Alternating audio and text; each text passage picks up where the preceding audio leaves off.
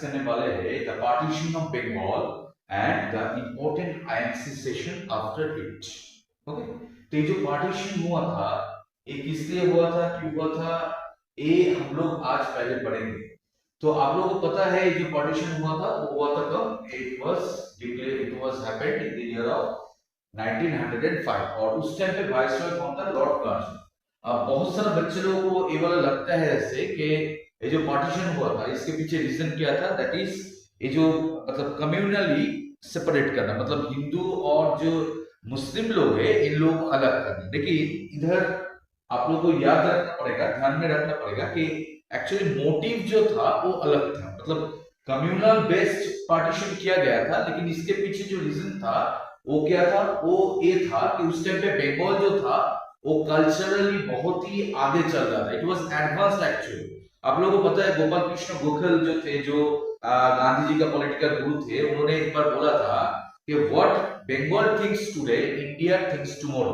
मतलब इससे पता चलता है कि बंगाल जो है उस टाइम पे जो है कल्चरली एजुकेशनली जो है बहुत ही आगे था, और इधर जो धीरे धीरे लोगों के मन में जो है रेवोल्यूशन या जो रेनेसा होता है वो धीरे धीरे आ रहा था। मतलब लोगों के मन में एक वाला क्वेश्चन आ रहा था कि भाई ब्रिटिश रूल हम लोग के लिए अच्छा है कि नहीं।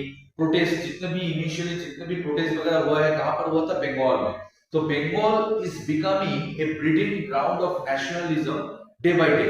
So what the Britisher will do? They were thinking that to separate this nationalism and they try to subdue it और ऑप्रेस इट। ओके, मतलब ब्रिटिशर्स ने क्या किया, ये जो नेशनलिस्ट जो कंसेप्ट चल रहा था उसको उन्होंने सेपरेट करने के लिए और ऑप्रेस करने के लिए उन्होंने क्या कहते हैं, ये वाला पार्टीशन ऑफ बंगाल किए थे। और इसका बेसिस क्या था? ये जो पार्टीशन हुआ था इसका बेसिस क्या था? बेसिस था कम्युनलिज्म। मतलब जहां पर हिंदू लोग माइनॉरिटी है और मुस्लिम लोग मेजोरिटी है, उधर जो है मुस्लिम प्रोविंस जो है, जैसे ईस्ट बंगाल बनाया गया, ईस्टर्न पार्ट में क्या था, हिंदू लोग जो है माइनॉरिटी था और मुस्लिम लोग जो थे उधर मेजोरिटी था। और वेस्टर्न पार्ट ऑफ बंगाल जहां पर जो हिंदूज थे वो मेजोरिटी थे और जो मुस्लिम थे वो माइनॉरिटी थे। तो ऐसे करके डिवीजन किया गया, हिंदू मुस्लिम जो थे कम्युनल की जो कम्युनलिज्म जो था इसके ऊपर बेस करके सेपरेशन या पार्टीशन किया गया था। ठीक है, तो ये जो पार्टीशन है इसको डिक्लेयर कब किया गया था? इट वाज डिक्लेयर ऑन, ये वाला देखो, इसको डिक्लेयर किया गया था 19th of July 1905 में। हालांकि ये जो पार्टीशन ऑफ बंगाल था ये इन्फोर्स हुआ था, that came into force on 16th of October 1905। ये आप लोगों को याद रखना है। तो जैसे मैंने बोला कि हालांकि गवर्नमेंट की तरफ से बोला गया था कि भाई रीजन क्या है पार्टीशन का, कि एडमिनिस्ट्रेटिव कन्वीनियंस। मतलब अगर गवर्नमेंट तो कभी ऐसा बोलेगे नहीं कि भाई ये जो है हिंदू मुस्लिम इनको अलग करने के लिए वाला पार्टीशन हो रहा है, ऐसे तो बोलेंगे नहीं। गवर्नमेंट की तरफ से क्या बोला गया, दैट इज एडमिनिस्ट्रेटिव कन्वीनियंस। मतलब एडमिनिस्ट्रेशन जो है उसको अच्छी तरह से रन करने के लिए। बंगाल जो था उस टाइम पे बहुत बड़ा था, बंगाल के अंदर जो आता है अभी जो बांग्लादेश जो आता है वो पूरा बंगाल के अंदर था। बंगाल मतलब यूनाइटेड बंगाल बोला जाता था, उसके अंडर में बिहार एंड उड़ीसा भी आता था। तो it was a very vast region. उससे कोई दिक्कत, मतलब उससे कोई मतलब लोगों को ये तो सही बात है कि बहुत बड़ा एक रीजन था, लेकिन इसको अगर डिवीजन किया भी गया था वो भी क्या था, एडमिनिस्ट्रेटिव कन्वीनियंस से अगर सच में किया गया होता तो उससे किसी को शायद दिक्कत नहीं होता। लेकिन दिक्कत इस बात से थे कि जो डिवीजन किया गया था ये कम्युनल बेस्ड किया गया था। मतलब कहीं ना कहीं पे ब्रिटिश गवर्नमेंट जो है हिंदू मुस्लिम इनको आपस में लड़ाने के लिए ये वाला जो है डिसीजन लिए थे। ओके, तो ये वाला देखो, ठीक है। उसके बाद बोला गया कि भाई अलग अलग जो प्रोविंस होगा बिहार और उड़ीसा अलग अलग, मतलब क्या प्लानिंग क्या था? प्लानिंग था सपोज ये वाला पार्टीशन, ये था पार्टीशन। तो इधर क्या था? ईस्ट बंगाल या ईस्टर्न पार्ट ऑफ बंगाल। ठीक है, इसके साथ क्या जाएगा? इसके साथ जाएगा नॉर्थर्न पार्ट ऑफ बंगाल जो अभी वेस्ट बंगाल में आता है, that is northern part of Bengal and Assam. बहुत इंपॉर्टेंट है, मतलब डिवीजन पार्टीशन का प्लानिंग क्या था? Eastern part of Bengal, northern part of Bengal और आसाम, ये तीनों को लेके एक तो रीजन होगा, इसका कैपिटल होगा Dhaka. Dhaka would be the capital of this part. और इधर क्या होगा? इधर होगा western part of Bengal. Western part of Bengal मतलब वेस्ट बंगाल जो आता है, वेस्टर्न पार्ट ऑफ बंगाल और बिहार और उड़ीसा। इसको लेके एक रीजन होगा, इसका कैपिटल होगा कलकत्ता। तो ये था प्लान, ठीक है। तो देखो वही वाला लिखा है सही, eastern Bengal and Assam rated Calcutta is capital wise the Dhaka with the choose as eastern Bengal. जो मैंने बोला कि ये जो पार्ट है ढाका वाला, ये जो पार्ट है इस पार्ट ईस्टर्न पार्ट है, इसका कैपिटल होगा ढाका, और वेस्टर्न पार्ट जो होगा इसका कैपिटल होगा क्या, कलकत्ता, ठीक है। तो ये तो पूरा एकदम मास्टर प्लान बना लिया था हम लोगों ने। अब ये जो था इसको अब क्या होगा, इसके खिलाफ प्रोटेस्ट होगा। तो ये जो डिजायर था, देखो डिजायर क्या था एक्चुअली, जो मैंने पहले बोला वीकेंड द बंगाल मूवमेंट। तो उस टाइम पे जो बंगाल में जो नेशनलिज्म, अर्ली नेशनलिज्म जो ग्रो कर रहा था, जो रेनेसां जो है ग्रो कर रहा था, उसको नेशनलिज्म उसको ऑप्रेस करना 20th सेंचुरी में अर्ली में जो हो रहा था उसको ऑप्रेस करना, यही उनका मकसद है, हम लोगों का मकसद था, ओके। और उसके बाद देखो क्या होगा, अब ये जो डिसीजन था गवर्नमेंट को, इसको हर तरीके से क्रिटिसाइज किया गया। इवन नेशनलिस्टिक जो पार्टी थे, जितने भी पॉलिटिकल पार्टी थे, एक्सेप्ट जो बहुत ही कंजर्वेटिव थे, उन लोगों ने इसको सपोर्ट किया था। But apart from that Indian national Congress जो थे, उन्होंने क्या किया था, इसके खिलाफ उन्होंने लड़ाई शुरू किया था। देखो लिखा हुआ है इधर, ऑन अगस्त 7, ठीक है, ऑन अगस्त 7 1905 क्या हुआ, टाउन हॉल पे कोलकाता में क्या हुआ, स्वदेशी मूवमेंट, इंडियन नेशनल कांग्रेस का जो है एक मीटिंग बुलाया गया, जहां पर ये डिसाइड किया गया कि ये हम लोग क्या करेंगे, जितने भी अर्ली नेशनलिस्ट थे उन लोगों ने मिलकर वाला डिसीजन लिए कि जो पार्टीशन ऑफ बंगाल है इसके खिलाफ क्या करेंगे, हम लोग लड़ेंगे और बॉयकॉट मूवमेंट शुरू करेंगे। बॉयकॉट मतलब जितने भी जो फॉरेन गुड्स है उसको हम लोग बॉयकॉट करेंगे, और जितने भी स्वदेशी प्रोडक्ट है उसको हम लोग क्या करेंगे, इंडोर्स करेंगे। इसलिए इसको स्वदेशी मूवमेंट बोला जाता है। स्वदेशी मूवमेंट में क्या हुआ था, स्वदेशी मूवमेंट में जितने भी स्वदेशी प्रोडक्ट था उसको ग्रांट किया गया था, जितने भी जो फॉरेन गुड्स था उसको बॉयकॉट किया गया था, ठीक है। ये बहुत ही इंपॉर्टेंट एक फेज था। और ये जो स्वदेशी मूवमेंट था इसको लेके देखो 1906 में कैलकाटा सेशन में क्या हो गया, इसको लेके थोड़ा डिस्प्यूट हो गया, इसके बीच में मॉडरेट एंड एक्सट्रीमिस्ट। अब मॉडरेट कौन लोग थे, मॉडरेट थे वो लोग जो ये वाला मानते थे कि ब्रिटिशर्स गलत नहीं है, उन लोगों का कुछ कुछ पॉलिसी जो है गलत है। मतलब मॉडरेट्स वो लोग थे जो हमेशा गवर्नमेंट के साथ नेगोशिएशन में बिलीव करते थे। On the other hand extremist थे जो लोग नेगोशिएशन में बिलीव नहीं करते थे। वो लोग सोचते थे ऐसे कि भाई देश हमारा है, ये लोग बाहर से आके हम लोगों के ऊपर जो है ऑपरेसिव मेजरमेंट ले रहे, तो why should we negotiate with them. तो ये जो कांसेप्ट था दोनों के बीच में, मॉडरेट और एक्सट्रीमिस्ट जो थे, ये अलग से आइडियोलॉजी ये बिलीव करते थे, आइडियोलॉजी ये लोग क्या करते थे, मानते थे।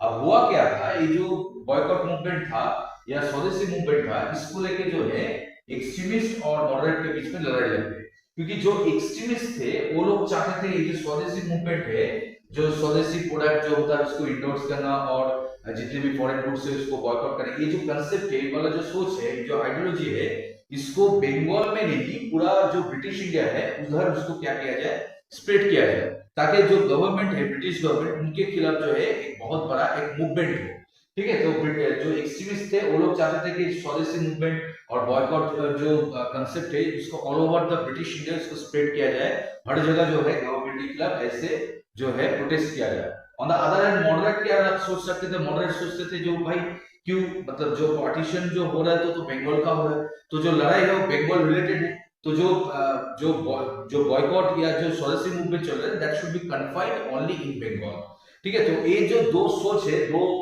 जो सोच वाले जो कम्युनिटी थे एक्सट्रीमिस्ट और मॉडरेट, इन लोगों के बीच में जो है लड़ाई लग गई इस चीज को लेकर, स्वदेशी मूवमेंट है बॉयकॉट लेके, ठीक है। तो ये जो 1906 वाला जो सेशन हुआ था वो कलकत्ता में हुआ था, उसका प्रेसिडेंट कौन था, दादाभाई नौरोजी। हालांकि 1906 में इन लोगों को बीच में मतलब जो स्प्लिट है वो नहीं हुआ था, ऑलमोस्ट होने वाला था, जो स्प्लिट एक्सट्रीमिस्ट और मॉडरेट के बीच में जो स्प्लिट जो है ऑलमोस्ट होने वाला था, but due to the presence of Dadabhai Naoroji ये जो स्प्लिट होने वाला था उसको नहीं हुआ था, due to the charismatic character of Dadabhai Naoroji. लेकिन ये जो स्प्लिट था अल्टीमेटली जो एक्सट्रीमिस्ट और मॉडरेट थे इन लोगों के बीच में जो स्प्लिट था, मतलब दोनों के बीच में जो लड़ाई था, वो अल्टीमेटली जो है 1907 में जो सूरत स्प्लिट थे उसमें इन लोगों के बीच में लड़ाई लगी। मतलब जो एक्सट्रीमिस्ट और मॉडरेट थे इन लोगों के बीच में आपस में ऑलमोस्ट जो है वायलेंट सिचुएशन हो गया था। तो अल्टीमेटली जो एक्सट्रीमिस्ट थे वो लोग जो है इंडियन नेशनल कांग्रेस से निकल के चले जाते। अगर एक्सट्रीमिस्ट लीडर पूछ लिया गया तो आप लोग बचपन से पढ़ते आ रहे हो, लाल बाल पाल जो थे, ठीक है, उसके बाद अश्विनी कुमार दत्त, ऐसे बहुत सारे जो है एक्सट्रीमिस्ट थे। ऑन द अदर हैंड जो उस टाइम पे जो मॉडरेट थे, जैसे दादा भाई नौरोजी, गोपाल कृष्ण गोखले, जितने भी नेशनलिस्टिक अर्ली नेशनलिस्टिक हम लोग पढ़ते हैं, ज्यादातर क्या थे, वो लोग जो थे मॉडरेट थे। तो इसको देखो क्या बोला गया है, ये जो स्वदेशी मूवमेंट था, ये बहुत ही इंपॉर्टेंट एक मूवमेंट था। और इसको देखो क्या बोला है, स्वदेशी मूवमेंट सिर्फ इधर जो मतलब फॉरेन गुड्स को बॉयकॉट करना होता है या सेल्फ रिलायमेंट होता है, ये वाला नहीं था। इसमें जितने भी उस टाइम पे जितने भी एजुकेशनलिस्ट थे, जो भी एजुकेटेड लोग थे, उनको ये वाला रिक्वेस्ट किया गया, भाई जो गवर्नमेंट का जो एजुकेशन पॉलिसी है उसको रिजेक्ट कीजिए।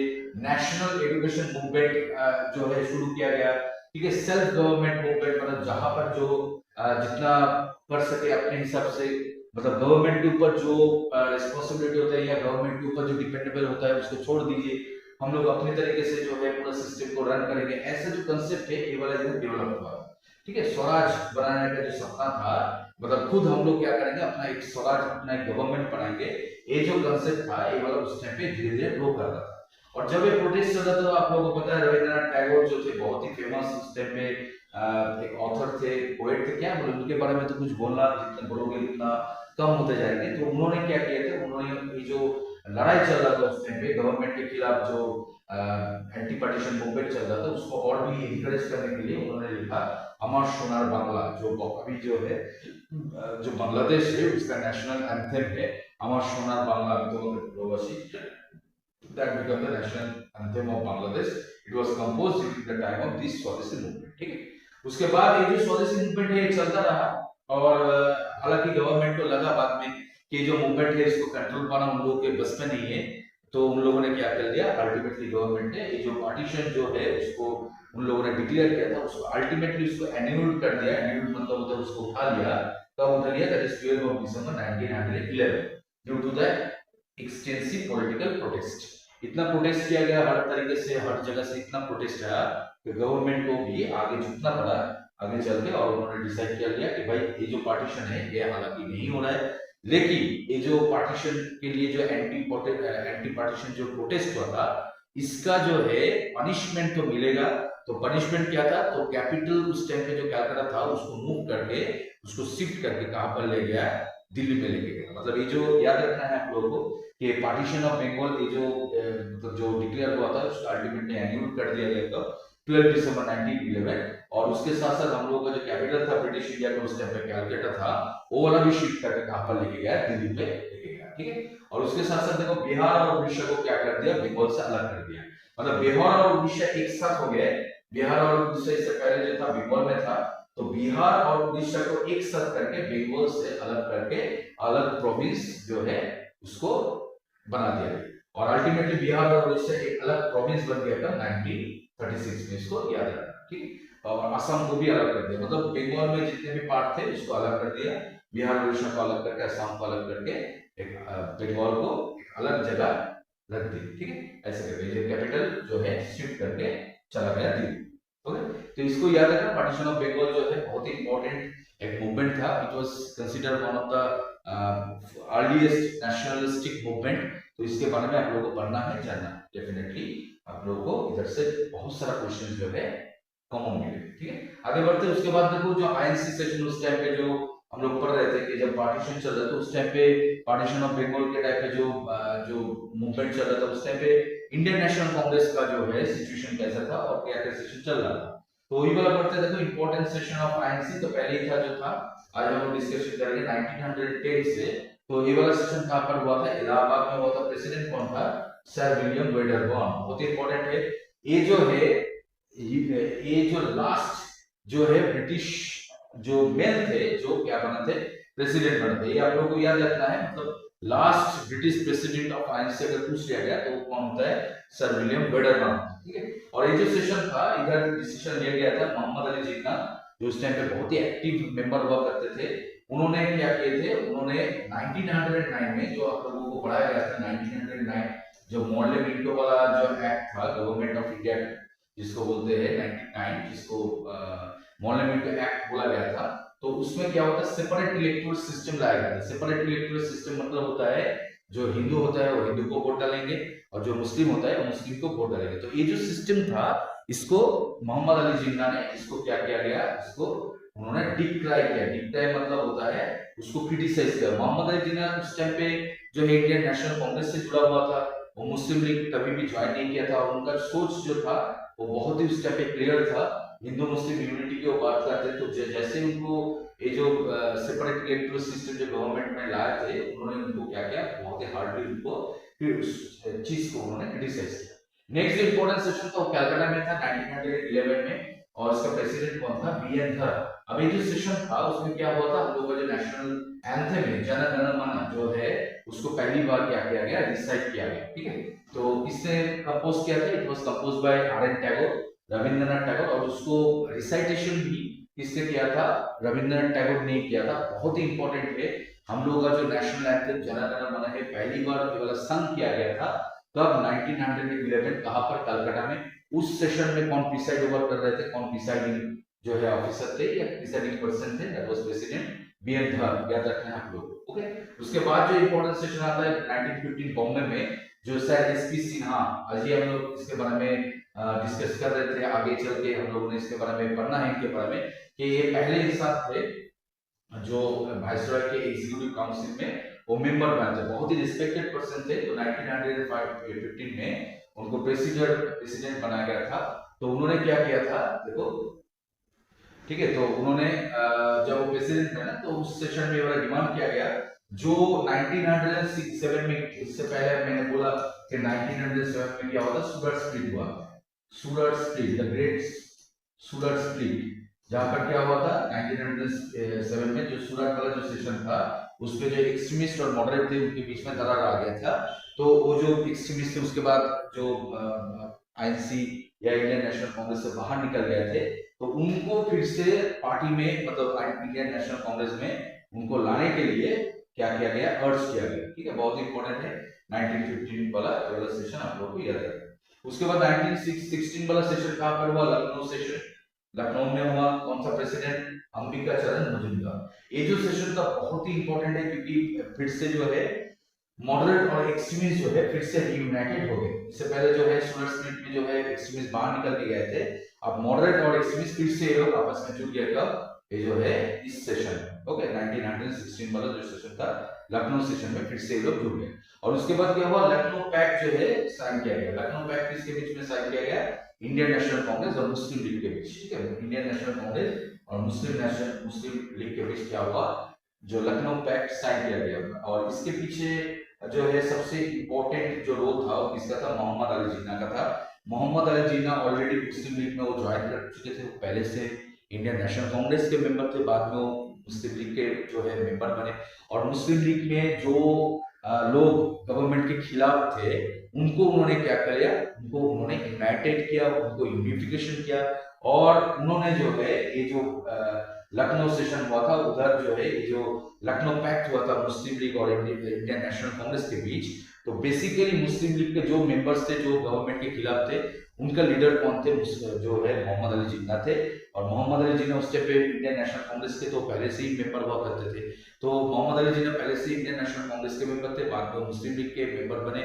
और जितने भी उस टाइम पे गवर्नमेंट के खिलाफ जितने भी मुस्लिम लीग में लोग थे उनको एक साथ किए, और ये जो है चिट्ठी जो है या जो पैक्ट है उसको उन्होंने अंजाम दिया। बहुत ही इंपॉर्टेंट है। नेक्स्ट है 1970 वाला सेशन, जो 17 वाला सेशन जो कलकत्ता में हुआ था। पहली बार कोई वुमेन जो है इंडियन नेशनल कांग्रेस के वो प्रेसिडेंट बने, उनका क्या नाम था, Annie Besant. She was an Irish woman and she become the first INC president, women president of British India. ठीक है, इसको याद रखना, बहुत ही इंपॉर्टेंट ये वाला देते रहते हैं। First women president of INC के कौन थे, दैट इज एनी बेसेंट। उसके बाद एक स्पेशल सेशन बुलाया गया 1918 में, कहां पर, बॉम्बे में हुआ। तो प्रेसिडेंट कौन था, सैयद हसन इमाम। ठीक है, इमाम जो थे। ये जो सेशन था ये जो था मॉन्टेग्यू चेम्सफोर्ड जो एक्ट आया गया था, मॉन्टेग्यू चेम्सफोर्ड जो 1919 में गवर्नमेंट जो एक्ट है उसको मॉन्टेग्यू चेम्सफोर्ड एक्ट बोला जाता है। तो इसको डिस्कस करने के लिए ये वाला स्पेशल सेशन बुलाया गया था। उसके बाद जो सेशन होता है 1919 में अमृतसर में होता है। प्रेसिडेंट कौन था, मोतीलाल नेहरू। अब ऑलरेडी 1919 में जो है आप लोगों को पता है 1919 13 अप्रैल जो होता है जालियनवाला बाग जो है मैसेकर होता है। तो नेशनल जालियनवाला बाग जो मैसेकर था उसको क्रिटिसाइज करने के लिए ये जो है सेशन जो है अमृतसर में किया गया था, जहां पर मोतीलाल नेहरू ने गवर्नमेंट को बहुत ही क्रिटिसाइज किया। और जो जो जालियनवाला बाग मैसेकर हुआ था उसको इन्वेस्टिगेट करने के लिए नेहरू कमीशन बैठाया गया। Nehru commission was set up for to look after the Jallianwala Bagh massacre. हालांकि गवर्नमेंट की तरफ से ऑलरेडी एक जो है कमीशन बैठाया गया था जिसका नाम था हंटर कमीशन। हंटर कमीशन क्यों बैठाया गया था? मतलब जब जालियनवाला बाग जो मैसेकर हुआ था उसमें बहुत सारे लोगों को मारा गया। अब इसकी वजह से सारा देश में क्या हो गया, बहुत सारा प्रोटेस्ट हुआ। तो गवर्नमेंट जो है प्रेशर में आ गया, तो गवर्नमेंट ने क्या बनाया, हंटर कमीशन सेटअप किए to investigate the incident of massacre of Jallianwala Bagh. लेकिन ये हंटर कमीशन का जो रिपोर्ट है वो बहुत ही खराब रिपोर्ट था, जिसमें बोला गया बहुत सारा जो है गलत जो है इंफॉर्मेशन दिया गया। तो ultimately Hunter commission was failed to obtain its objective. तो नेहरू कमीशन बैठाया गया इंडियन नेशनल कांग्रेस की तरफ से to investigate the Jallianwala Bagh massacre. ठीक है, इसको याद रखना। और उसके साथ साथ जो खिलाफत मूवमेंट था उस टाइम पे चल रहा था, उसको भी कांग्रेस ने क्या किया, इंडोर्स किया। ओके, उसके बाद अब 1920 वाला जो सेशन था, स्पेशल सेशन कलकत्ता में हुआ था, प्रेसिडेंट कौन था, लाला लाजपत राय था। तो उधर क्या हुआ, उधर जो है Mahatma Gandhi move to the non cooperation resolution, बहुत ही इंपॉर्टेंट था। अब नॉन कॉपरेशन मूवमेंट जो था किसने इसको लीड किया था, गांधी जी ने। और इसका जो रेजोल्यूशन है इसको भी किसने बनाया था, गांधी जी ने। तो ये जो स्पेशल रेजोल्यूशन था नॉन कॉपरेशन मूवमेंट का, इसका एडॉप्ट कब किया गया था, 1920 वाला कैलकाटा जो सेशन था उधर इसको एडॉप्ट किया गया था। हालांकि 1920 वाला जो कैलकाटा जो सेशन था उधर रेजोल्यूशन का एडॉप्ट किया गया, लेकिन इसको बहुत सारा कंट्रोवर्सी या क्रिटिसिज्म फेस करना पड़ा था, जिसके वजह से जो है तकलीफ हो गया था। उसके बाद जो है देखो 1920 वाला जो सेशन था नागपुर में, अल्टीमेटली ये वाला सेशन में क्या किया गया, पूरा जो रेजोल्यूशन था उसको एडॉप्ट कर लिया गया। देखो सी राघव विजय राघवाचार्य जो थे वो प्रेसिडेंट थे। तो अल्टीमेटली देखो क्वेश्चन क्या देता है, क्वेश्चन देता है व्हेन यू आर आस्क्ड के नॉन कॉपरेशन मूवमेंट का जो रेजोल्यूशन था उसको फाइनली एडॉप्ट कब किया गया था, दैट वाज नागपुर सेशन 1920। और जो नॉन कॉपरेशन मूवमेंट है इसको पहली बार जो है पेश कब किया गया था, मतलब इसको इंट्रोड्यूस कब किया गया था, कौन सा सेशन में? तो योर आंसर वुड बी 1920 में जो स्पेशल सेशन हुआ था कलकत्ता उसमें। ठीक है, याद रखना। उसके बाद देखो 1912 वाला क्या है, 1912-22 वाला जो सेशन हुआ था गया में हुआ। प्रेसिडेंट कौन था, सीआर दास। ठीक है, सीआर दास और बाकी जो लोग थे उन लोगों ने क्या किया, वो जो है इंडियन नेशनल कांग्रेस से निकल के अपना पार्टी बना लिया, स्वराज पार्टी। अब इसके पीछे रीजन क्या था, all of a sudden CR Das, Chittaranjan Das जो है देशबंधु चित्तरंजन दास, वो और उनके जितने भी फॉलोअर्स थे उन लोगों ने इंडियन नेशनल कांग्रेस छोड़ दिया। क्यों छोड़ दिया? क्योंकि आप लोगों को पता है कि 1922 में क्या हुआ था, 25 फरवरी में गांधी जी जो थे नॉन कॉपरेशन मूवमेंट को विड्रॉ कर लिए थे। ठीक है, मतलब ये जो नॉन कॉपरेशन मूवमेंट शुरू हुआ था 1920 में, तो अल्टीमेटली नॉन कॉपरेशन मूवमेंट को इंडियन नेशनल कांग्रेस ने 1922 फरवरी में इसको विड्रॉ कर लिए। तो जैसे विड्रॉ कर लिए क्या किया, जो इंडिया में उस टाइम ब्रिटिश इंडिया में हम उस टाइम पे बहुत क्रिटिसिज्म होने लगी। बहुत सारे लोगों ने नॉन कॉपरेशन मूवमेंट में पार्टिसिपेट किए थे, अपना जो जॉब होता है, गवर्नमेंट जॉब होता है, जो पढ़ रहे थे उन लोगों ने छोड़ दिया, जो पढ़ाई कर रहे थे स्कूल कॉलेज में उन लोगों ने छोड़ दिया। तो बहुत सारे लोगों ने इसमें एक्टिव मतलब पार्टिसिपेट किए थे। लेकिन अल्टीमेटली जो नॉन कॉपरेशन मूवमेंट था इसको जब मतलब विड्रॉ कर लिया गया, तो बहुत सारे लोगों ने क्या हुआ, गांधी जी के खिलाफ, आईएनसी के खिलाफ वो लड़ाई शुरू कर दी थी। तो उसमें से एक था सीआर दास, जिन्होंने क्या किया, जिन्होंने इंडियन नेशनल कांग्रेस से निकल के स्वराज पार्टी जो है इसको फॉर्म किया। कब किया? 1923 1 जनवरी, इसको याद रखना है। तो स्वराज पार्टी को कब फॉर्म किया गया था? 1923 1 जनवरी में फॉर्म किया गया था। ठीक है, उसके बाद देखो एक ऐसा सेशन था जहां पर एक लौता ऐसा सेशन था जहां पर 1924 जो बेलगांव है वो कहां पर आता है, बेलगांव कर्नाटक में आता है, जहां पर महात्मा गांधी जो है प्रेसिडेंट बना था। तो आप लोगों को याद रखना है कि ओनली वन सेशन जहां पर महात्मा गांधी जो है प्रेसिडेंट बने थे वो कौन सा था? 1924 बेलगांव सेशन, याद रखना है आप लोगों को। उसके बाद जो सेशन था वो और भी इंपॉर्टेंट है, 1925 कानपुर में हुआ। देखो क्या हुआ, सेकंड ओवरऑल अगर देखते हो तो सेकंड वुमेन प्रेसिडेंट, पहला वुमेन प्रेसिडेंट आईएनसी के कौन थे? Annie Besant. उसके बाद सेकंड वुमेन प्रेसिडेंट बना सरोजिनी नायडू। हालांकि सरोजिनी नायडू पहला इंडियन वुमेन प्रेसिडेंट बने आईएनसी के। ऑब्वियसली सरोजिनी नायडू इंडियन थे और एनी बेसेंट जो थे वो आईरिश थे। तो अगर आपसे पूछ लिया गया कभी भी कि इंडियन नेशनल कांग्रेस का पहला वुमेन प्रेसिडेंट कौन था, तो आंसर होगा एनी बेसेंट। अगर आपसे पूछ लिया गया कि first Indian women president of INC कौन थे, तो ये वाला answer would be that is Sarojini Naidu constitution Kanpur session, ठीक है, यही याद रखना। उसके बाद देखो 1920 वाला जो सेशन हुआ था, कहाँ पर 27 वाला जो सेशन हुआ था वो कहाँ पर हुआ था, मद्रास में। अब इधर जो थे प्रेसिडेंट कौन थे, एम ए आंसर। अब उस टाइम पे आप लोगों को पता है जो साइमन कमीशन, ठीक है, साइमन कमीशन जो थे आया था, साइमन कमीशन, जो साइमन कमीशन, साइमन कमीशन तो जो है सेटअप किया गया था 1927। और साइमन कमीशन को क्यों सेटअप किया गया था, क्योंकि कॉन्स्टिट्यूशनल रिफॉर्मेशन के लिए। डायरेक्ट क्वेश्चन का जो क्वेश्चन आप लोगों को पूछ लिया जाता है, साइमन कमीशन को किस लिए सेटअप किया गया था, to for constitutional reformation. Constitutional reformation मतलब गवर्नमेंट ऑफ इंडिया एक्ट जो था, गवर्नमेंट ऑफ इंडिया 1919 जो था, इसको रिफॉर्म करने के लिए साइमन कमीशन को सेटअप किया गया था। तो ये जो सेशन था 1927 वाला, तो इंडियन नेशनल कांग्रेस में उसमें डिसीजन लिया गया कि साइमन कमीशन को बॉयकॉट किया जाएगा। क्यों बॉयकॉट किया जाएगा, क्योंकि साइमन कमीशन तो बैठाया गया था किससे, गवर्नमेंट ऑफ इंडिया एक्ट 1919 जो था, इसको रिफॉर्म करने के लिए। लेकिन वो जो रिफॉर्मेशन के लिए जो सेटअप, रिफॉर्मेशन करने के लिए जो कमीशन बैठाया गया था, उसमें किसी इंडियन को ही जगह नहीं दिया गया था।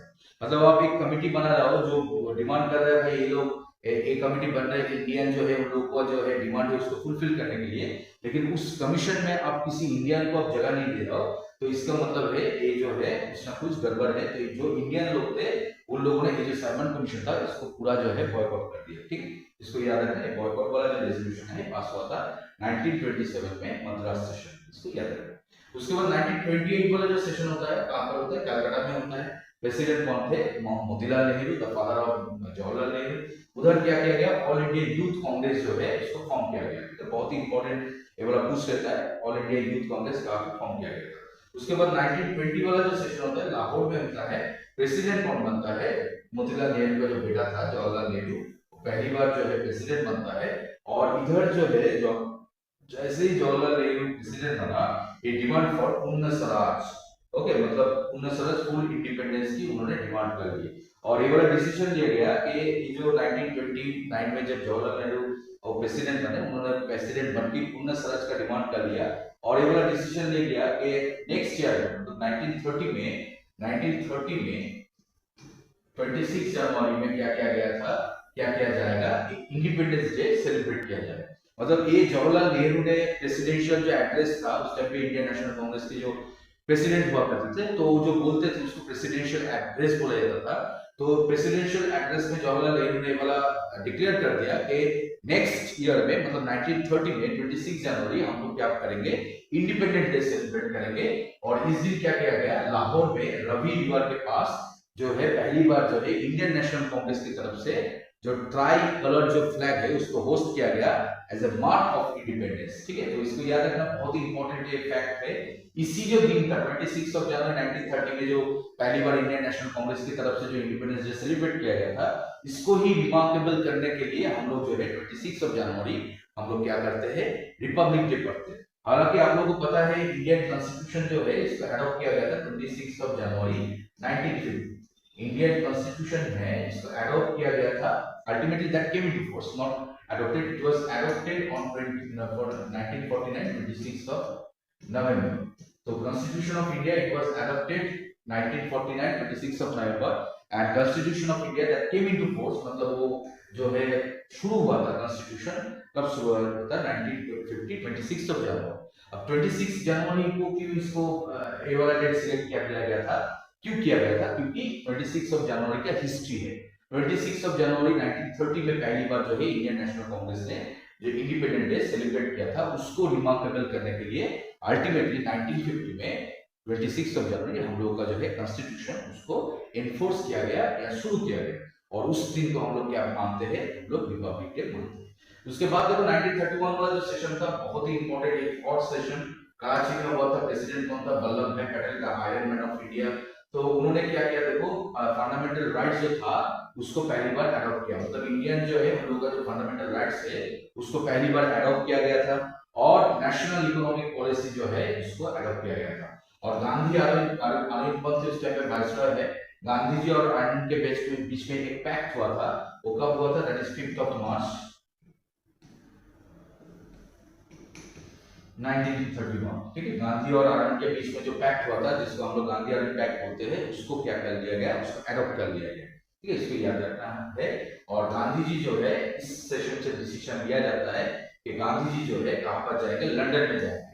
अब लंदन में क्यों जाएंगे, लंदन में घूमने नहीं गए थे, लंदन में जो है कॉन्फ्रेंस हुआ था, ठीक है। राउंड टेबल कॉन्फ्रेंस जिसको बोलते हैं, राउंड टेबल कॉन्फ्रेंस, ठीक है, कॉन्फ्रेंस। तो round table conference, second round table conference जो था वो 1931 में हुआ था। तीन तो राउंड टेबल कॉन्फ्रेंस हुआ था, 1930, 1931 एंड 1932। तो तीन तो राउंड टेबल कॉन्फ्रेंस में सेकंड राउंड टेबल कॉन्फ्रेंस जो है, तीनों जो है लंदन में हुआ था। और उस टाइम पे ब्रिटिश प्राइम मिनिस्टर कौन थे, रैमसे मैकडोनाल्ड, इसको याद रखना है, रैमसे मैकडोनाल्ड, ठीक है। रैमसे मैकडोनाल्ड से ब्रिटिश प्राइम मिनिस्टर थे। तो उन्होंने क्या किया था, तीन तो जो है जो राउंड टेबल कॉन्फ्रेंस जो है उसको हेल्ड किए थे। और सेकेंड राउंड टेबल कॉन्फ्रेंस में जो है इंडियन नेशनल कांग्रेस गया था, गांधी जी गए थे, ओके, इसको याद रखना है। उसके बाद 1930 वाला जो सेशन आता है, देखो कहां पर आता है, बॉम्बे में हो रहा है। प्रेसिडेंट कौन था, राजेंद्र प्रसाद, ठीक है। अब इसको क्या किया गया, कांग्रेस का जो कॉन्स्टिट्यूशन था उसको पहली बार जो है अमेंडमेंट किया गया। मतलब इतना बड़ा एक पॉलिटिकल पार्टी है इंडियन नेशनल कांग्रेस, उसका तो कॉन्स्टिट्यूशन होगा ही। तो ये जो कॉन्स्टिट्यूशन था, इसको क्या किया गया, पहली बार क्या किया गया, उसको अमेंड किया गया। और ये जो सेशन था, इधर क्या किया गया था, एक कांग्रेस के अंदर ही एक और पार्टी फॉर्म किया गया था जिसका नाम है socialist party, socialist party, Congress socialist party. तो ये वाला क्वेश्चन देता रहता है कि कांग्रेस सोशलिस्ट पार्टी जो है इसको कब फॉर्म किया गया था, दैट इज 1934 बॉम्बे सेशन में। प्रेसिडेंट कौन था, डॉक्टर राजेंद्र प्रसाद, इसको याद रखना।